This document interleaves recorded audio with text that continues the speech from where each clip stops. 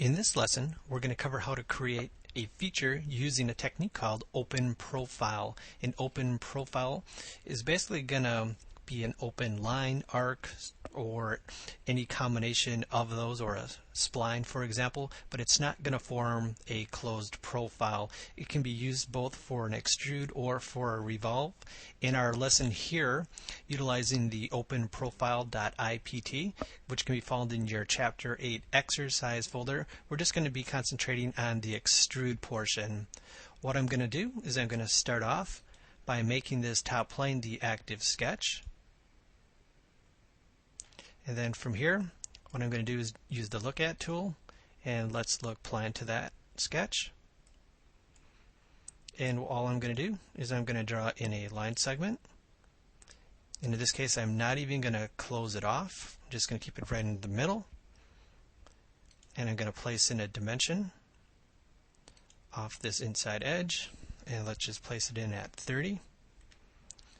Let's orientate our view so we can see it a little bit cleaner. And that's all I'm going to do, hence the open profile. It's not closed whatsoever, so it kind of violates the rules that we tell everyone at the beginning here. But so this would definitely be an advanced technique. So in this case, I'm going to do return. I'm going to go ahead and click on extrude. And now for the profile, I'm going to go back and I'm going to select that line. Now the key here is to go back and use the select other tool if you need to only select that line. So once I have that line selected, now as I move the cursor, the area in this case that's going to be red is showing the direction that it's going to be extruding. So in this case, I want to go off to the right. And now what I want to do is I'm going to spin it around so we can see it.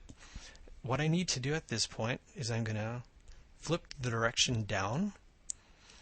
And also we have this option here called match shape. So let's go ahead and I'm just going to click OK. And if I spin that back, you'll see that it extended that line all the way across, and it did what we also refer to as a flood fill, going back around the other closed boundaries to form this feature.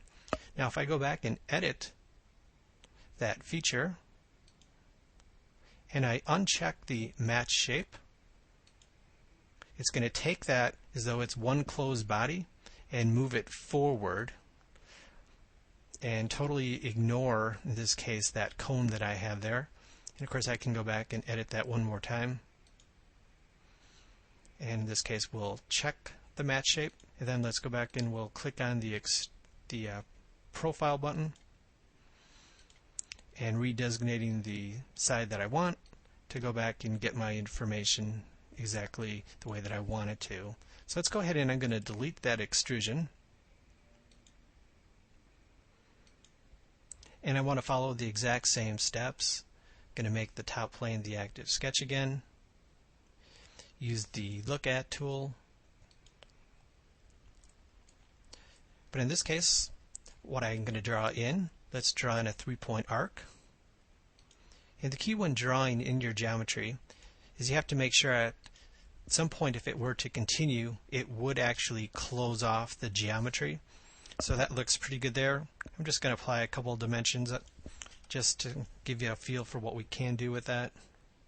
So I could say from that point to that point, or what might be even better is to dimension to the center from that edge. So now once I have the arc placed where I want it to,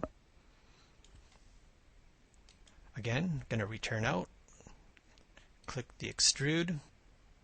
So I'll use the select other tool to get the profile selected, and then I'm just going to define again which side I want that to go to. In this case we'll go forward.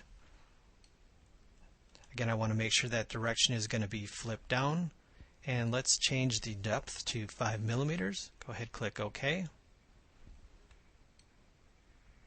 And you see that I have the profile has been extruded with the match shape option on.